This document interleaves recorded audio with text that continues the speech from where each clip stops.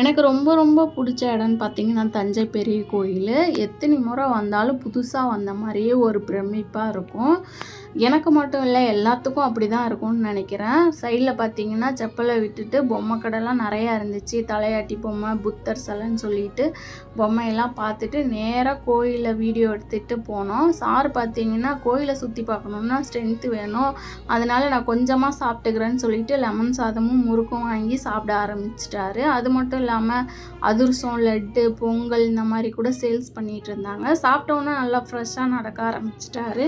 நாங்க எப்பயுமே evening time தான் வருவோம், ஒரு 5 மணிக்கு. அப்போ செம்மையா காற்று வரும், சூப்பராக இருக்கும். இந்த டைம் வெயிலாக இருந்துச்சு. ஆனால் கோயிலுக்கு பின்புறம் நல்லா நிழலாக இருந்துச்சு.